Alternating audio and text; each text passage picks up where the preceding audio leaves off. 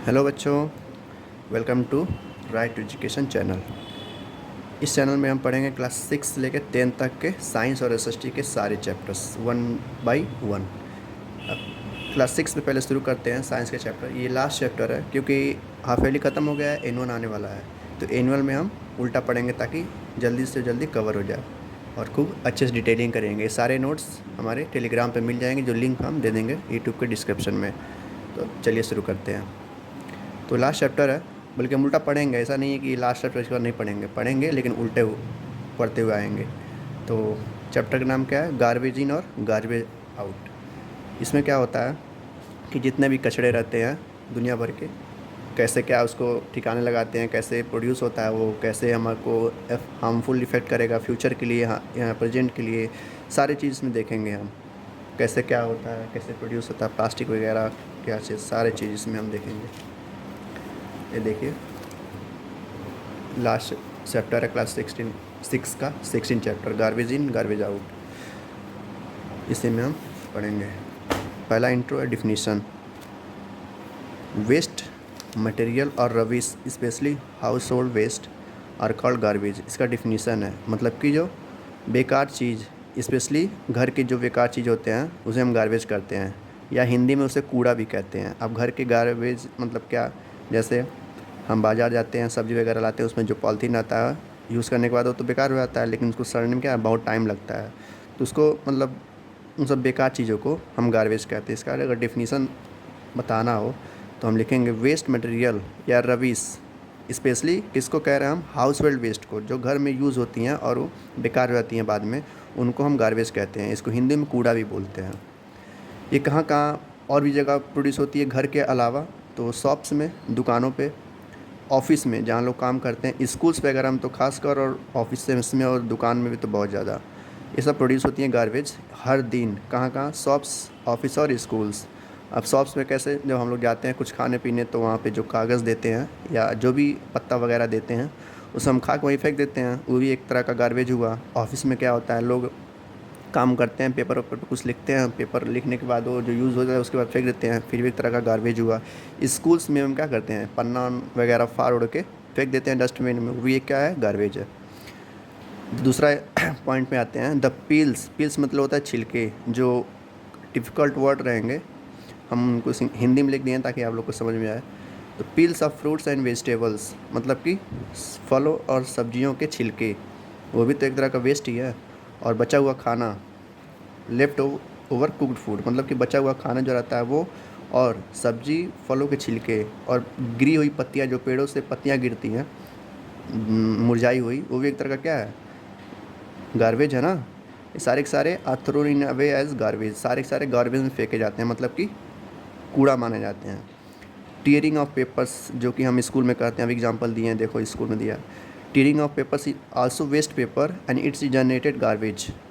जो हम पेपर फाड़ते हैं या मोड़ते हैं कॉपी में से या रफ में से, फाड़ के हम तो डस्टबिन में फेंक देते हैं, लेकिन वो कितना कचरा फैलाता है अभी हम आगे देखेंगे।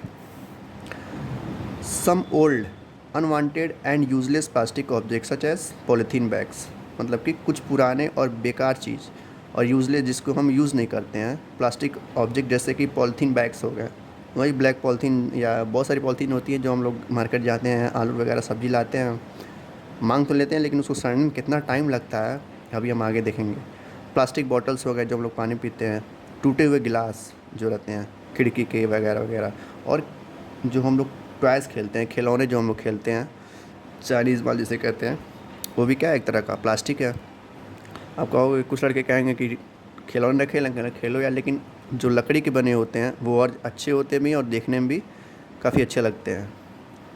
और एग्जांपल्स देखा जाए तो ओल्ड क्लॉथ्स जो हो गए, हमारे पुराने कपड़े, क्या करते हैं हम उसको, वो भी तो एक तरह का गार्बेज ही है, फेंक देते हैं। डिस्कार्डेड जूस, इसमें फटे हुए जो शूज़ रहते हैं, स्कूल शूज़ वगैरह, स्पोर्ट्स शूज़, वो भी हम फेंक देते हैं। अभी तो एक तरह का क्या है, गलने में काफ़ी समय लगता है इन सबको, कपड़े में, कपड़े को, सड़े हुए जूते को, या स्लीपर जो हमारा टूटा हुआ चप्पल आता है उसको भी हम क्या करते हैं, गार्बेज में फेंक देते हैं। और also thrown away as garbage. ये सारी चीज़ें क्या है, एक तरह का कचरा है जो कि सड़ने में काफ़ी टाइम लगता है, इसलिए इसको कचरा बोला जा रहा है। ओवरऑल देखें तो हर समय हम कुछ ना कुछ प्रोड्यूस करते रहते हैं कचरा, चाहे स्कूल हो, ऑफिस हो, बाज़ार हो, हैं, कई जगह हम लोग इस तरह से प्रोड्यूस करते रहते हैं। अब आते हैं कि कैसे डील करेंगे हम गार्बेज से, मतलब कैसे उससे लड़ेंगे, कैसे उसको ठिकाना लगाएंगे, कैसे उसको कम करेंगे या ज़्यादा करेंगे, क्या करेंगे देखते हैं। गार्बेज है 2 types of component in it. Garbage में भी जो हम लोग कचरा फैलाते हैं उसमें भी 2 तरह के होते हैं कंपोनेंट, उसके पार्ट्स। एक होता है यूज़फुल और एक होता है यूज़लेस। अब यूज़फुल यूज़लेस क्या है, देखो, those things present in garbage, वो चीज़ें जो गार्बेज में रहती हैं जो कि कन्वर्ट हो सकती हैं, किस में कन्वर्ट हो सकती हैं, यूज़फुल प्रोडक्ट में, या रिसाइकल हो सके, दोबारा उसको मतलब बनाया जा सके या रीयूज़ किया सके, उसको हम यूज़फुल कंपोनेंट बोलेंगे। मतलब कि गार्बेज में पड़ी हुई वो चीज़ें जिसको हम कन्वर्ट कर सकें या रिसाइकल कर सकें या रीयूज़ कर सकें, उसको हम यूज़फुल कंपोनेंट बोलेंगे। जैसे प्लास्टिक बॉटल, कोल्ड ड्रिंक खरीद के लाए, उसको हम कुछ महीने तक यूज़ किए, जब तक कि वो बॉटल ख़राब ना जाता, वो क्या है, हम उसको रीयूज़ कर रहे हैं, तो क्या है, एक तरह का यूज़फुल ही तो है। दूसरा, हम पेपर, जब हम कॉपी लिखते हैं तो कॉपी जब भर जाता है तो उसको हम क्या करते हैं, घर में यूज़ कर सकते हैं। जब पकड़ वगैरह बनता है या कुछ भी बनता है घर में, तो उसको हम यूज़ कर रहे हैं उसकी जगह के प्लास्टिक की जगह पे, तो पेपर का भी यूज़ हो गया। तो ये यूज़फुल थिंग्स हैं। अब यूज़लेस क्या देखते हैं कि क्या है। Those things present in garbage which can neither be used in any way nor recycle are called useless product. मतलब कि वो चीज़ें, वो सारी चीज़ें जो कि यूज़ नहीं हो सकती दोबारा, जैसे कि टूटा हुआ गिलास आप कहाँ यूज़ करोगे, नहीं पता। इस तरह की जितनी भी चीज़ें होंगी जिसको हम यूज़ नहीं कर सकते दोबारा, उसको हम बोलेंगे यूज़लेस कंपोनेंट। आगे एग्जांपल हम देखेंगे। The useful component of garbage are also 2 types. Useless तो हो गया जो कि हम यूज़ नहीं कर सकते, तो उसको हटा देते हैं। यूज़फुल अब क्या क्या है इसके अंदर, क्या क्या हम देखेंगे कि यूज़फुल जो भी है वो 2 प्रकार के होते हैं। लिखा है ना, the useful component of garbage are 2 types. अब 2 टाइप्स कौन कौन से हैं देखते हैं। देखिए, जैसे यूज़फुल जो यूज़फुल प्रोडक्ट है उसके 2 प्रकार क्या हैं। जैसे फ्रूट्स एंड वेजिटेबल पील्स, मतलब कि सब्जियों और फलों के जो छिलके होते हैं, पील्स मतलब छिलके, और लेफ्ट ओवर कुक्ड फूड, मतलब जो बचा हुआ खाना रहता है, जिसे हम किचन वेस्ट भी कहते हैं, या गिरी हुई पत्तियाँ, जो पेड़ों से पत्तियाँ गिरती हैं, उन सारी चीज़ें क्या हैं, ये कन्वर्ट हो सकते हैं कंपोस्ट। कंपोस्ट मतलब होता है कि खाद, जो हम लोग खेतों में डालते हैं, किसान खेतों में डालते हैं, ये सारी चीज़ें क्या हो सकती हैं, खाद में कन्वर्ट हो सकती हैं। यूज्ड पेपर्स, जो हम लोग पेपर फाड़ते वगैरह हैं। सम प्लास्टिक्स, जैसे glass, metals article which can B recycle और रीयूज्ड। ये यूज़फुल मतलब प्रोडक्ट है जिसको हम मतलब कि दोबारा यूज़ कर सकते हैं। जैसे कि पेपर है, अभी हम बताएं कि पकौड़ा वगैरह घर में बनता है, उसकी जगह पे हम प्लेट की जगह पे इस पर खा सकते हैं, जो कॉफ़ी भर जाती है। कुछ प्लास्टिक्स, जैसे बॉटल हो गया, कोल्ड ड्रिंक वाली बॉटल्स, उसमें हम दोबारा पानी भर के पी सकते हैं, कई लोग पीते भी हैं। ग्लास वगैरह, मेटल्स हो गए हैं, ये सारी चीज़ें क्या हो सकती हैं, रिसाइकल हो सकती हैं, मतलब कि दोबारा बन सकती हैं, दोबारा रीयूज़ हो सकती हैं। रिसाइकल मतलब, रीयूज़ मतलब समझते हो ना, उसको दोबारा यूज़ करना। और रिसाइकल में भी वही होता है, दोबारा यूज़ करना। लेकिन क्या होता है, हम लाएँ खरीद के, उसको हम बेच दिए कबाड़ी वाले को, कबाड़ी वाला क्या देगा, इंडस्ट्री में देगा, इंडस्ट्री में जाके फिर से नए तरीके से तैयार होकर फिर हमको मिल जाएगा। तो ये होता है रिसाइकल। ये दोनों अंतर रिसाइकल और यूज़ में अभी हम डिटेल में पढ़ेंगे आगे। The separation of useful part of garbage can be done in our homes our self. जो सेपरेशन है, मतलब सेपरेशन मतलब अलग अलग करना। क्या करना, अलग अलग करना।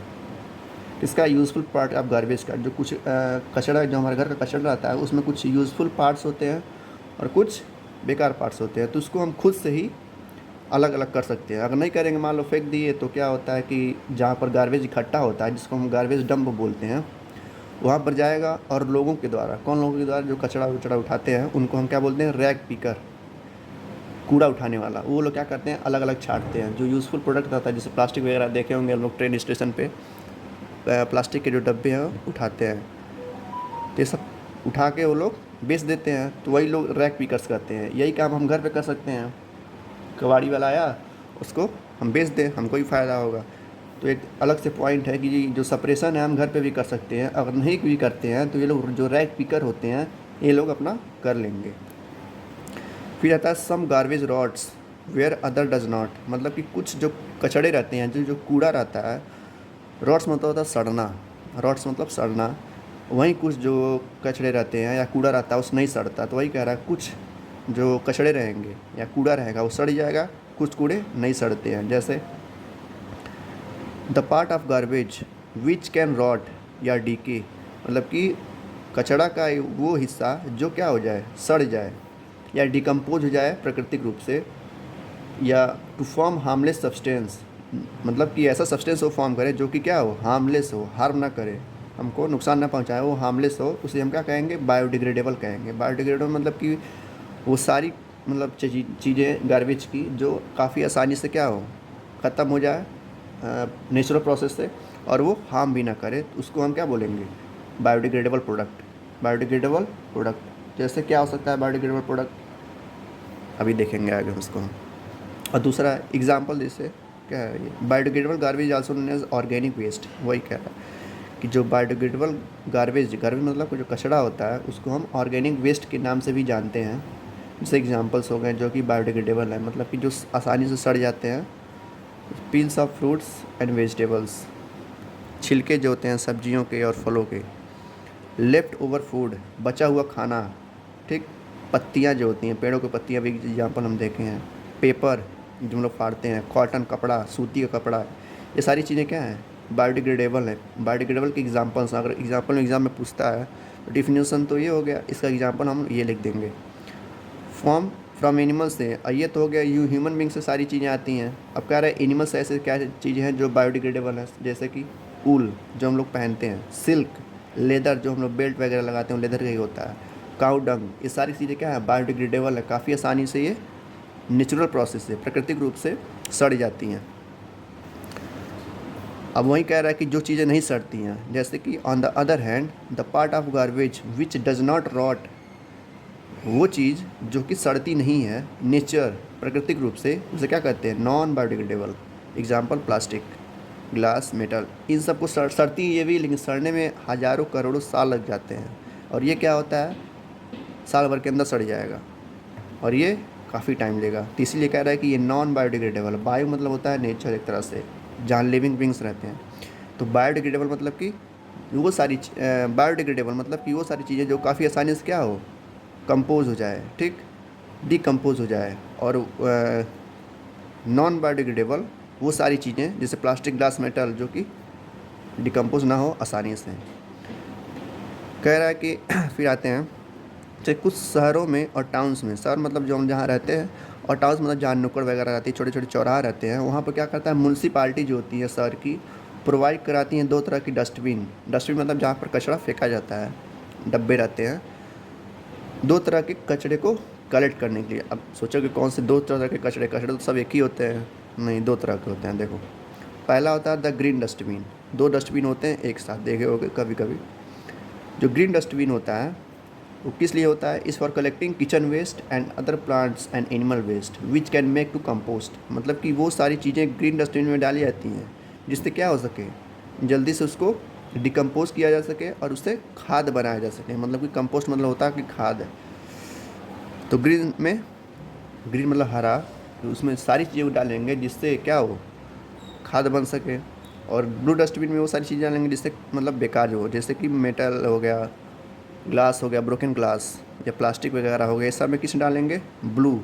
जैसे जो पॉलीथीन वगैरह रहती हैं वो ग्रीन डस्टबिन में नहीं डालना चाहिए, कि ब्लू डस्टबिन में डालना चाहिए, ताकि गवर्नमेंट उसको, जो म्यूनसिपाल्टी वाले रहते हैं उसको ठिकाने लगा सकें, इसलिए दो डब्बा रखा जाता है।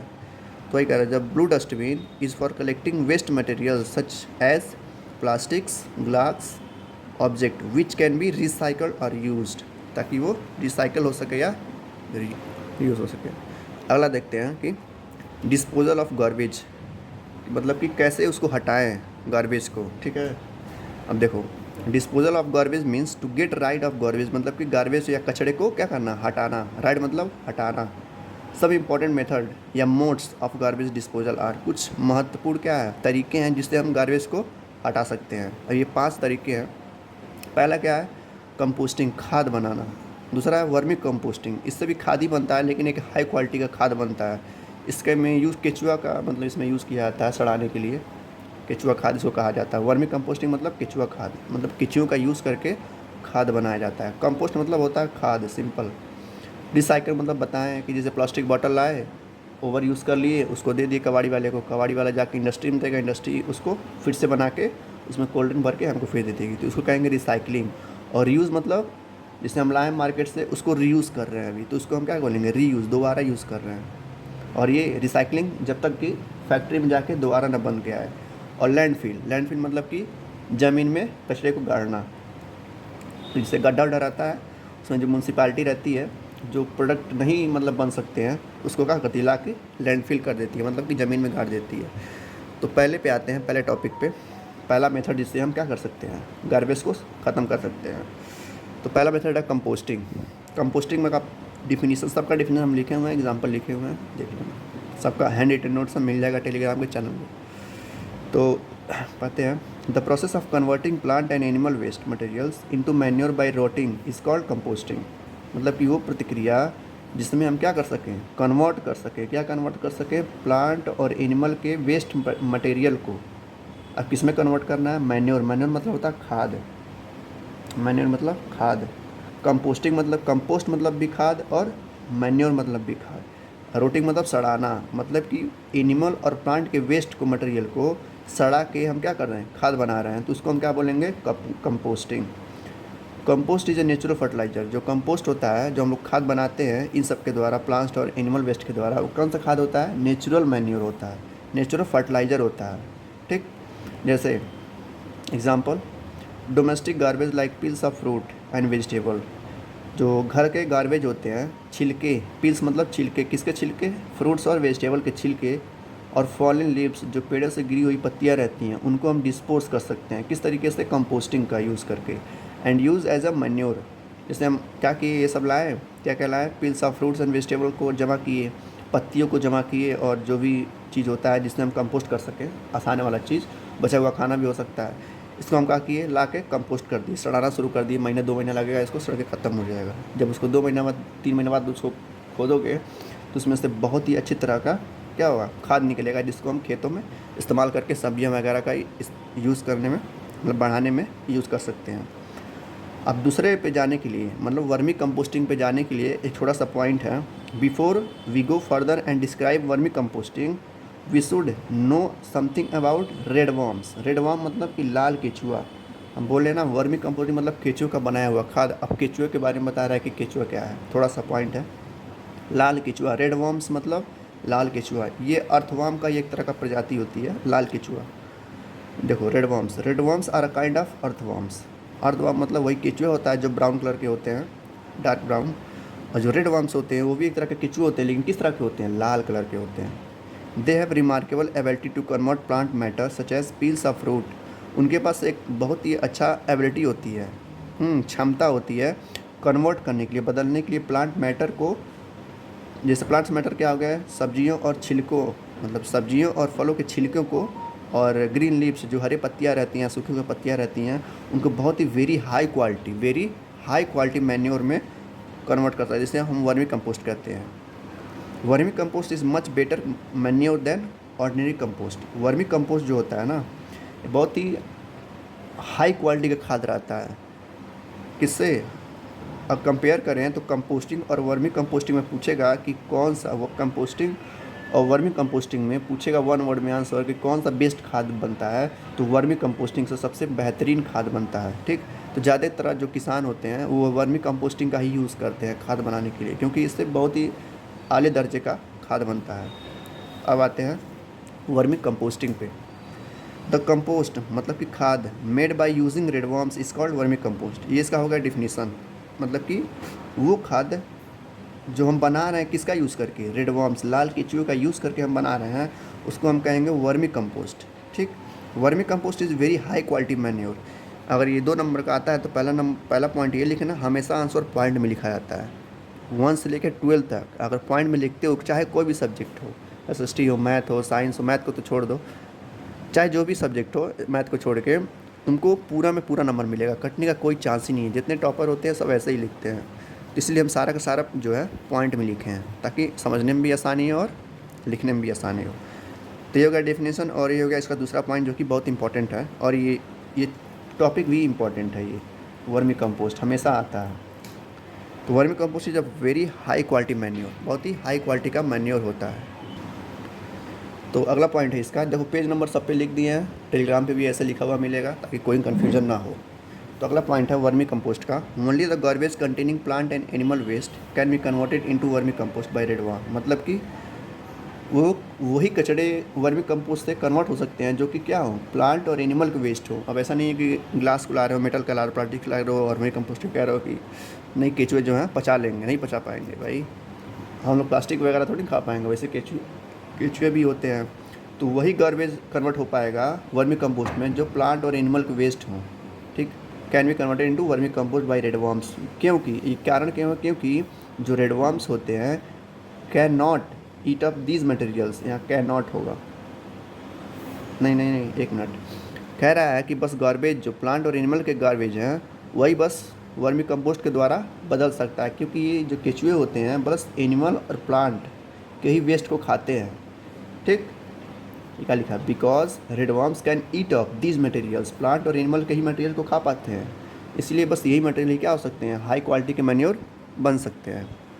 फिर आता है the garbage containing glass and metal object can not be converted into compost by red worms. मतलब वही चीज़ें वही बताए हैं कि जो ग्लास हो गया, मेटल हो गया, प्लास्टिक वगैरह हो गए, ये सब वर्मी कंपोस्ट में नहीं कन्वर्ट हो सकते। क्यों, क्योंकि बिकॉज और जो रेडवर्म्स होते हैं कैन नॉट ईट दिस। अब प्लास्टिक वगैरह वो नहीं खा सकते भाई, प्लास्टिक वगैरह वो पचा ही नहीं पाएंगे। एक तो लोग इतने पतले पतले होते हैं, कहाँ से प्लास्टिक खा पाएंगे। तो वही कह रहा है कि ये तो पूछेगा कि कौन से मटेरियल्स होते हैं जो कि वर्मी कंपोस्ट से खाद में बदल सकते हैं, तो बस एनिमल और प्लांट के वेस्ट, बस ख़त्म। अब इसमें दो कंपैरिजन है, छोटा छोटा देखते हैं। अच्छा, एक पॉइंट रहेगा, vermicomposting is one of the best method to convert kitchen garbage into high quality manure. अभी हम बताएं कि जो वर्मी कंपोस्ट है सबसे बेहतरीन तरीका है बदलने का हाई क्वालिटी मैन्योर में। कौन कौन बदल सकते हैं, बस एनिमल्स और प्लांट के वेस्ट प्रोडक्ट को। आते हैं कंपैरिजन में, मेकिंग कंपोस्ट और वर्मी कंपोस्ट खाद बनाना या वर्मी कंपोस्ट खाद बनाना इज़ क्वाइट चीप, काफ़ी सस्ता है। चीप मतलब होता है सस्ता, चीप मतलब सस्ता। वेयर एज जो केमिकल फर्टिलाइजर रहते हैं जो दुकानों पे मिलते हैं वो काफ़ी एक्सपेंसिव रहते हैं। किससे कंपेरिजन कर रहा है, वर्मी कंपोस्ट में और केमिकल फर्टिलाइजर में जो दुकानों में मिलते हैं उन दोनों में कंपेरिजन कर रहा है। कंपेयर कर रहा है कौन अच्छा होता है, कौन अच्छा, सबको पता है भाई जो नेचुरल प्रोसेस से बनता है वही अच्छा होता है। दूसरा पॉइंट क्या कह रहा है, vermi compost is a natural manure. वही हम कह रहे हैं कि जो नेचुरल तरीके से बनता है, जो प्राकृतिक रूप से बनता है वही अच्छा खाद होता है, ना कि जो दुकानों वाला मिलता है। Which does not harm the soil, जो कि जो वर्मी कंपोस्ट रहता है वो मिट्टी को नुकसान नहीं पहुंचाता है। वहीं but chemical fertiliser are harm the soil in the long run. अगर हम लंबे समय तक केमिकल फर्टिलाइज़र का यूज़ कर रहे हैं तो हमारी जो मिट्टी रहती है खेतों की उसको काफ़ी नुकसान पहुंचाएगा, जिसके वजह से प्रोडक्शन भी क्या होगा, गेहूँ चावल सब्जियों का कम हो जाएगा। अब आते हैं थर्ड पॉइंट पे। तीसरा टॉपिक जो है, तीसरा जो मेथड है क्या है, रिसाइकलिंग। रिसाइकलिंग बता चुके हैं, पढ़ दे रहे हैं, देख लो। Recycling means that we should collect and separate the used and discarded items made of paper, plastic, glass and metals and send them to industries। ठीक, इंडस्ट्रीज देखो लिखे हैं, जब तक इंडस्ट्री में नहीं जाएगा तब तक रिसाइकलिंग नहीं होगा। फॉर मेकिंग फ्रेश, फ्रेश मतलब कि ताज़ा पेपर बना सकें, प्लास्टिक बना सकें, ग्लास या मेटल बना सकें। ठीक, मतलब वही कह रहा है कि जो वो सारी मटेरियल जैसे रिसाइकल हो सकती हैं, जो कि कंपनी में जाएँ उसको सब क्या करें, दोबारा नई तरीके से बनाएं उसको और हम उनको फिर वापस दें, तो उसको हम रिसाइकलिंग बोलेंगे। आप देख ही लिए हो। या दूसरा डिफिनीसन है छोटा सा, हम कह सकते हैं कि we say that recycling is the process of converting waste materials into new materials and object. Simple सा छोटा सा डिफिनीसन कह रहा है कि रिसाइकलिंग वो प्रतिक्रिया है जिससे हम कन्वर्ट कर सकते हैं, बदल सकते हैं वेस्ट प्रोडक्ट को नए मटेरियल्स में, उसको हम क्या बोलेंगे, रिसाइकलिंग। और ये इंडस्ट्री का यूज़ ज़रूर है, बिना इंडस्ट्री के ये नहीं बदल सकता। अब इंडस्ट्री चाहे कोई भी, हम भी लोग बदल सकते हैं अगर हमारे पास मशीन वगैरह हो तो ये हो गया रिसाइकलिंग। और उसी का ठीक अब उसी तरह का होता है लेकिन उससे थोड़ा कम होता है, ये इंडस्ट्री में नहीं जाता है, ये हम लोग खुद यूज़ कर लेते हैं। और एक पॉइंट और रह गया, नोट है, कह रहा है कि we can not recycle everything present in the household garbage. कह रहा है कि हम सारी चीज़, वही तो हम भी कह रहे हैं कि बस प्लास्टिक वगैरह ही क्या कर सकते हैं, रिसाइकल कर सकते हैं। बाकी जो बचती है खाद वगैरह, बचा हुआ खाना, छिलके, ये सब क्या कर रहे हैं, हम खाद बनाने में यूज़ कर सकते हैं। तो वही कह रहा है कि we can not recycle everything, हम सारी चीज़ों को रिसाइकल नहीं कर सकते जो घर में पड़ी रहती हैं, उसको हम रीयूज़ कर सकते हैं, इसको हम रीयूज़ करेंगे, जो बची हुई चीज़ें होंगी उसको हम रीयूज़ करेंगे। अब देखते हैं रीयूज़ क्या होता है। ये चौथा मेथड है कचरे को कम करने के लिए। Reuse means that if possible we should use the same things again. Reuse मतलब होता है कि यदि पॉसिबल हो, यदि हो सके तो उसी चीज़ को हम दोबारा यूज़ कर सकें। जैसे कि कोल्ड ड्रिंक वाला हम एग्जांपल लेंगे, कोल्ड ड्रिंक का बॉटल लाएँ, कोल्ड ड्रिंक पी चुके, बॉटल खाली हो गया, उसमें हम पानी भर के पी रहे हैं, ठीक। फ्रिज में रख के पानी ठंडा हो जाएगा, उसको हम पीते रहेंगे, तो क्या होता है, वो बॉटल वेस्ट नहीं होगा कुछ महीनों तक, कुछ महीने तक तुम्हारा कचरा कम हो जाएगा, तुम्हारी वजह से एक छोटे से कचरे पे कम हो जाएगा। अब ऐसे ही हज़ार करोड़ लोग कर रहे हैं, काफ़ी कचरा कम हो जाएगा। तो वही कह रहा, हमें यूज़ करना चाहिए ज़्यादा से ज़्यादा जितना हो सके। उस एग्जाम्पल में जैसे प्लास्टिक जार जो होते हैं, जार मतलब कंटेनर छोटे छोटे होते हैं, जैसे कि बॉटल्स नहीं होते जिसमें हम पानी पीते हैं, अलग से खरीद के लाते हैं मिल्टन वगैरह का, 25-30 रुपये का मिलता है, वो वाला बॉटल्स हो गए। पिकल्स, पिकल्स मतलब अचार के डब्बे जो आते हैं मार्केट से, डाबर वगैरह के जो भी आते हैं। ऑयल, जो हम लोग तेल लाते हैं प्लास्टिक का, बैल वाला है, जो भी बैल कोल्हू नहीं होता उस तरह का डब्बा, उसको हम दोबारा रीयूज़ कर सकते हैं। घी, अब किस में यूज़ कर सकते हैं बोलोगे भाई, यूज़ तो कर सकते हैं, लेकिन यूज़ कहाँ करेंगे, तो यूज़ यहाँ करेंगे। Can be use for storing, क्या स्टोर करने के लिए, लाइक सॉल्ट, नमक जो टाटा साल्ट आता है वो तो पॉलिथीन में आता है ना, उसको फाड़े हम, जो डब्बा हम इतने सारे डब्बे रखे थे उसको रीयूज़ करने के लिए उसी डब्बे में डाल दिए, धो धा के, हो गया रीयूज़। स्पाइसेस मतलब मसाले, जो मसाले रहते हैं छोटे छोटे डब्बे हम रख सकते हैं, तो उसका भी रीयूज़ हो जाएगा। शुगर, जो चीनी रहती है, टी लीव्स, चाय पत्ती, ठीक, दाल, ये सारी चीज़ें हम क्या कर सकते हैं, रीयूज़ कर सकते हैं। तो आगे देखते हैं। ये पांचवा तरीका है जिससे हम क्या कर सकते हैं, कचरे को कम कर सकते हैं। ये पांचों तरीके बहुत इंपॉर्टेंट हैं, और वर्मी कंपोस्ट वाला ज़रूर ध्यान देना। और एक लास्ट है, ये लास्ट पेज है, देखते हैं। The non useful part of garbage which can not be turn into compost, मतलब कि वो चीज़ें जो कंपोस्ट में खाद नहीं बनाई जा सकती। अब कुछ चीज़ें होंगी भाई जो रिसाइकल भी हो गई, रीयूज भी हो गई, ठीक, खाद भी बना लिए। अब कुछ चीज़ें होंगी ऐसी जो क्या हो सके, चारों ना हो सके, मतलब कि ना ही कंपोस्ट हो सके, ना ही वर्मी कंपोस्ट हो सके, ना ही रिसाइकल हो सके, ना ही रीयूज हो सके, चारों चीज़ें। अब इसलिए पाँचवा ऑप्शन दिया है कि पाँचवा जो नहीं हो सकता ये चारों, उसको क्या करेंगे, खन के गाड़ देंगे ज़मीन में। तो वही कह रहा है कि वो सारी चीज़ें जो कि रिसाइकल नहीं हो सकती, रीयूज़ नहीं हो सकती, या कंपोस्ट नहीं हो सकती, उसको हम डिस्पोज कर देंगे किसमें, लैंडफिल में, ज़मीन में गाड़ना, मतलब ज़मीन में जो जो बची रहेंगी उसको हम ज़मीन में गाड़ देंगे। ज़मीन में कौन सब्जी गाड़ेंगे, ये नहीं कि लाएँ प्लास्टिक का बॉटल कोल्ड ड्रिंक खरीद के लाओ ज़मीन में गाड़ दिए, नहीं, वो तो बेकार हो जाएगा। वो तो क्या करना है हमको, रीयूज़ करना है या रिसाइकल करना है उसका, ठीक। तो लैंडफिल मतलब कि बेकार की चीज़ें जो ये चारों नहीं हो सकती, उसको हम लैंडफिल करेंगे, ज़मीन में गाड़ देंगे। दूसरा पॉइंट इसका क्या है, landfill is a low laying area of ground. जो लैंडफिल होता है, जो जहाँ पर जब कचरे को गाड़ा जाता है, एक छोटा सा एरिया होता है ग्राउंड, जहाँ पर गार्बेज को, मतलब कचरे को इकट्ठा किया जाता है सारों से, और उसको डंप किया जाता है। डंप मतलब, या डंप या बरीड, दोनों का मतलब एक ही है, जो आपको आसान लगे एग्जाम में लिख दीजिएगा वर्ड। इनटू ग्राउंड मतलब कि ज़मीन में उसको डंप या बरीड किया जाता है, किसको, कचड़े को, जो कि रिसाइकल ना हो सके, रीयूज़ ना हो सके, और कंपोस्ट भी ना हो सके, उसको हम लैंडफिल कर देंगे, गाड़ देंगे। अब कह रहा है कि जो प्लास्टिक है हमारे लिए बून है या कर्स है। बून मतलब होता है वरदान, BWN, बून मतलब वरदान, और कर्स मतलब शापित या श्राप कह सकते हैं। तो कह रहा है प्लास्टिक हमारे लिए क्या है। अब आप ही सोच सकते हैं, इतना तो आसान है, जाहिर सी बात है, प्लास्टिक हमारे लिए शाप भी है, कहीं कहीं हमारे लिए वरदान भी है। अब देखते हैं कैसे क्या है। पॉलीथीन बैग, ये 2 पॉइंट बून के हैं और 2 पॉइंट कर्स के हैं, ताकि आप लोग खुद से बना सकते हैं। इतना नहीं बना सकते तो फिर तो भाई कैसे, लेकिन 2 पॉइंट हम लिख दिए, इतना बहुत है। देखते हैं बून के लिए, वरदान के लिए, पॉलीथीन बैग्स, ठीक, जो हम लोग मार्केट से लाते हैं, बॉटल, वाटर बॉटल, मग्स जिससे हम नहाते हैं, वाटर पाइप्स जो जिसमें घर में लगी रहती हैं टोटी के लिए, पेन्स जो हम लिखते हैं, comb, toothbrush, toys, shoes, cups, chair, wires, ये सारी चीज़ें क्या प्लास्टिक से बनी हुई हैं। ये सारी चीज़ें क्या प्लास्टिक से बनी हुई है ना। अब दूसरा पॉइंट देखो, all the list of the things, ये सारी जो लिस्ट है मेड ऑफ प्लास्टिक्स, प्लास्टिक से बनी हुई हैं, which are used by us, जो हमारे द्वारा यूज़ किया जाता है। We can not imagine our life without plastic, अगर इन चीज़ों को हटा दिया जाए तो हम इमेजिन भी नहीं कर सकती कि हमारा लाइफ कैसी होगी। भाई जाहिर सी बात है। इसका मतलब क्या हुआ कि दिस मेक्स प्लास्टिक, ये जो प्लास्टिक्स हैं हमारे लिए क्या है, वरदान की तरह काम करती हैं। ये तो हो गया वरदान के लिए। अगर आया कि ने राइट टू पॉइंट्स अबाउट बून, तो हम 2 पॉइंट लिख देंगे कि हमारे लिए ये सब चीज़ें क्या हैं, वरदान के लिए हैं। अब देखते हैं कि हमारे लिए शापित कैसे है, क्या है, हमारे लिए शापित कैसे बनती है। तो plastic also become a curse, plastic हमारे लिए कर्स भी बन सकता है, शापित भी हो सकता है, जब हम यूज़ करें इन मेड ऑफ प्लास्टिक के, मतलब प्लास्टिक से बनी हुई चीज़ों को अगर हम यूज़ कर रहे हैं बहुत ज़्यादा, ठीक है, बहुत ज़्यादा यूज़ कर रहे हैं। But do not dispose properly, even कह रहा है पहला पॉइंट कि यदि हम प्लास्टिक को बहुत ज़्यादा यूज़ कर रहे हैं, ठीक है, उसके बाद यूज़ करने के बाद उसको हम अच्छी तरह से क्या कर रहे हैं, डिस्पोज नहीं कर रहे हैं, उसको हम ख़त्म नहीं कर रहे हैं, तो हमारे लिए बहुत ज़्यादा प्रॉब्लम हो जाएगा। जो कि अभी हो रहा है, ग्लोबल वार्मिंग बढ़ रहा है, उसी की वजह से, प्लास्टिक की वजह से ज़मीन जो अंदर पानी रहती है, ग्राउंड लेवल रहता है, वो ऊपर नहीं आ पा रहा है। क्यों? प्लास्टिक की वजह से इतना प्लास्टिक भर गया है कि पानी ना नीचे जा पा रहा है ना ऊपर आ पा रहा है, इसलिए कई जगह पानी की दिक्कत हो रही है। अभी सब शहरों में जाओगे, अभी 2-3 मीटर खनोगे ना, खोदोगे ज़मीन को, तो सिर्फ प्लास्टिक ही प्लास्टिक दिखाई देगी। इसलिए कह रहा है, वही पॉइंट कह रहा है कि प्लास्टिक अगर हम साबित हमारे लिए बन सकता है, कब बन सकता है, कि हम प्लास्टिक का यूज़ करें और उसको ठिकाने ना लगाएं, डिस्पोज ना करें।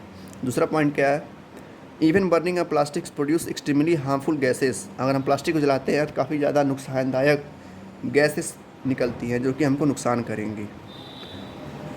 अगला जो इम्पोर्टेंट है, बहुत ज़्यादा इम्पोर्टेंट है ये, इसलिए टिके हुए हैं, ये आता है खासकर एग्ज़ाम में, मतलब ये चैप्टर भी इम्पोर्टेंट है, 4-5-6 नंबर का तो आता ही आता है। कह रहा है what can we do to minimise overuse of plastic, मतलब क्या करें कि हम प्लास्टिक का ओवर यूज़, मतलब यूज़ जो है प्लास्टिक का कम हो सके। अब क्या कर सकते हैं कि जिससे प्लास्टिक का यूज़ हम कम कर सकें, देखते हैं कैसे प्लास्टिक कम हो सकता है। 5 पॉइंट है, 5 को लिख देना, छोटा छोटा पॉइंट है। पहला पॉइंट है, we should reuse the plastic carry bags, मतलब जो हम मार्केट से जो पॉलीथीन वगैरह लाते हैं उसको हम क्या कर रहे हैं, रखें फिर जाएँ मार्केट, ही नहीं कि भैया दोबारा पॉलीथीन दीजिए, वही पॉलीथीन लेके जाइए, एक झोला ले लीजिए कपड़े का बना हुआ, उसी में रखिए, ले चलिए। ये प्लास्टिक कई बार यूज़ हो सकता है, जब तक कि वो ख़राब ना हो जाए तब तक यूज़ करते रहिए। इससे भी हम क्या कर सकते हैं, प्लास्टिक को कम कर सकते हैं। दूसरा point, we should carry our own cloth, हमारे खुद के जो कपड़े रहते हैं, फटे हुए जो कपड़े रहते हैं, उससे हम, या जूट का बैग, मतलब जो हमारे फटे कपड़े रहते हैं पुराने, उससे हम, जो टेलर रहते हैं उनको हम कर सकते हैं कि भैया इससे झोला बना दीजिए, और काफ़ी मजबूत भी होगा, लंबे समय तक चलेगा भी, तो उसका भी हम यूज़ कर सकते हैं। या जूट बैग यूज़ कर सकते हैं, झोले प्लास्टिक के बैग की तरह, उसको हटाकर कपड़े का बैग हम यूज़ कर सकते हैं। दूसरा पॉइंट ये हो गया, काफ़ी आसान पॉइंट है। We should use paper bags, जो हम प्लास्टिक बैग लेते हैं उसकी जगह पे हम क्या यूज़ कर सकते हैं, पेपर बैग। और पेपर का बैग मतलब काफ़ी आसानी से वो पानी की जगह सड़ भी जाता है, हफ्ता 10 दिन लगेगा, सड़ के ख़त्म हो जाएगा। तो we should use paper bags to reduce the use of plastics, ठीक। We should reuse the plastic containers which come with jam, मतलब वही अभी जो हम पिछले एग्जांपल दिए हैं कि हम वो प्लास्टिक जिसमें कंटेनर्स में बन के आते हैं, जैसे कि जिसमें अचार रहते हैं, ठीक है, जैम वगैरह रहता है, तेल रहता है, इसके डब्बे को हम यूज़ कर सकते हैं रखने के लिए, क्या रखने के लिए, साल्ट शुगर को वगैरह को रखने के लिए हम यूज़ कर सकते हैं। चौथा पॉइंट है, देखो 5वां point, we should not use plastic toys, हमें प्लास्टिक के खिलौनों को यूज़ नहीं करना चाहिए, खासकर तो चाइनीज़ बहुत तुच्छे होते हैं। हमको मिट्टी का बना हुआ खिलौना अब तो नहीं मिलता है, लेकिन अगर मिले तो वो सबसे बेस्ट है लकड़ी का खिलौना। इतने बेहतरीन खिलौने मिलते हैं हर जगह शहरों में कि पूछो मत। ये सारे पॉइंट हैं, आप लोग पढ़ लीजिएगा। Thank you, take care and good luck.